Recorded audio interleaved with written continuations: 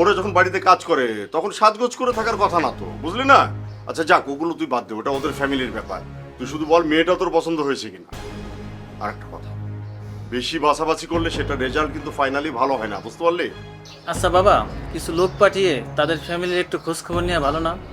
আসলে তারা পরিবারটা কেমন সেটা খোঁজ খবর নিয়ে দেখা যায়, করতে পারিস। কিন্তু তোকে একটা ঘটনা বলি, আমার চাচাতো ভাইয়ের বিয়ের সময় ওই মেয়ের খোঁজ খবর নেওয়ার জন্য বেশ কয়েকজন লোককে আমরা বিভিন্ন দিকে পাঠাই। ওরা যেখানে গেছে এক একজনের কাছে এক এক রকমের মন্তব্য করেছে। আসলে ফাইনালি দেখা গেল কি জানিস, মেয়েটা খুবই ভালো ছিল। এই জন্য বলছি এত টেনশনের কিছু নাই, আর খোঁজ খবর নিতে চাইলে নে, কোনো সমস্যা নাই। মেয়ে যদি তোমার পছন্দ হয়ে থাকে তাহলে তাদের সাথে তুমি কথা বলতে পারো, আমার কোনো সমস্যা নেই। একদম চিল চিল মুডে থাক, তুই সামনের দিকে এগোতে থাক, দেখি বাকিটা আমি কি করা যায়। হ্যাঁ আচ্ছা ঠিক আছে বাবা।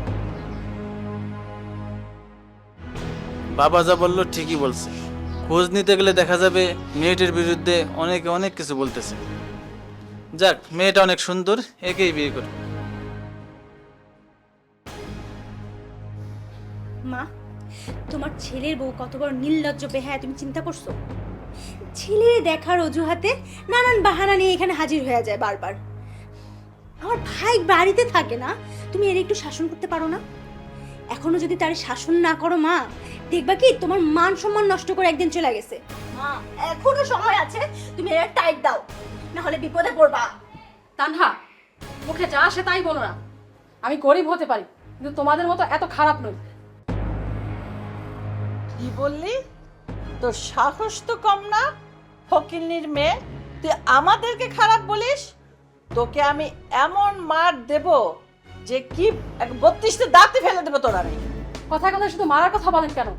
আপনি কি আপনার মেয়েকে বিয়ে দিবেন না? তখন দেখবো আপনার মেয়ের কি অবস্থা হয়। কি তোর এত বড় সাহস, তুই আমার মেয়ের সাথে তুলনা করিস? তুই কি ভেবেছিস আমার মেয়ে তোর মতো ফকিন্নি? হ্যাঁ, আমার মেয়েকে আমি 10 লক্ষ টাকা ক্যাশ দেব, ফ্রিজ দেব, হুন্ডা দেব, গহনা দিয়ে গা ভরিয়ে দেব, রাজরানী করে তারপরে শ্বশুর বাড়িতে পাঠাবো। তুই কি ভেবেছিস? হ্যাঁ, যা ইচ্ছা তাই বলে যাবি? ফকিন্নি ঘরে ফকিন্নি, যা যা আমার চোখের সামনে থেকে। দেখছো মা কি অবস্থা? এখনই তোমার সাথে কেমন করে, খারাপ ব্যবহার করে, গুলি ফুটছে মুখে। ফুটবে না? কোথা থেকে কোথায় এসেছে, বুলি তো ফুটবে। বস্তির থেকে ফ্ল্যাটে উঠলে এইরকমই হয়। ওকে যে কি করে আমি বের করব সেই প্ল্যানই করতে হবে এখন।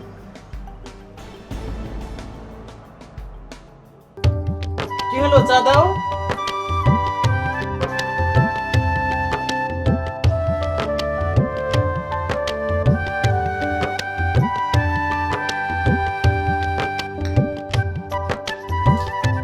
এটা কোনো চা হলো? একটা চাও তো ঠিক মতো বানাইতে পারো না। তাই বলে তুমি মুখ থেকে এভাবে চা ফেলে দিবে? আমি কি এর আগে কখনো চা বানিয়েছি? পাশে কি কখনো আমি কাজ করেছি যে তুমি আমার সাথে এরকম ব্যবহার করছো? পাশে যত কাজ আছে সব তো ভাবিই করে। তোমার ভাবি কি তোমার বাড়ির বউ না? সে যদি তোমাদের বাড়ির সব কাজ করতে পারে, তুমি পারবা না কেন? ও আচ্ছা, এখন বুঝতে পারছি। তাহলে তাহলে এত দূর, বাহ খুব ভালো। যাও যাও, তুমি আমার ভাবির সাথেই সংসার করো, আমার সাথে তোমার সংসার করতে হবে না। তুমি যেমন মানুষ অন্যকে এমনই ভাবো। এখনই সময় আছে, পরিবর্তন করো নিজেকে। আমি আমাকে পরিবর্তন করতে পারবো না, আমি তোমার মতো মানুষের সাথে সংসার করবো না। এই, তোমার সমস্যাটা কি? তোমার যদি সংসার করতে মন চায় করবা, আর নয় বাবার বাড়ি চলে যাও।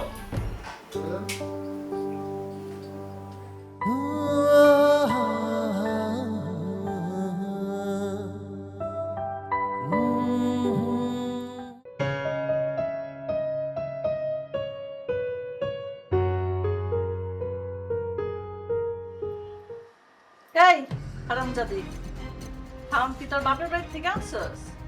কয় বস্তা চাল নিয়ে এসলি? হ্যাঁ, কার আর খাওয়া হয় না, কিচ্ছু না। জিজ্ঞেস করলো না আম্মা খাইবেন কিনা, বা একটা ননদ আছে সে খাবে কিনা? হ্যাঁ, কি ব্যাপার?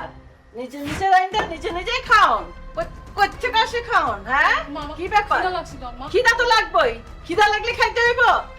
হ্যাঁ, খিদা লাগছে, পানি খা, পানি খা, পানি খা, পানি খা। খিদা লাগবে, পানি খাবি।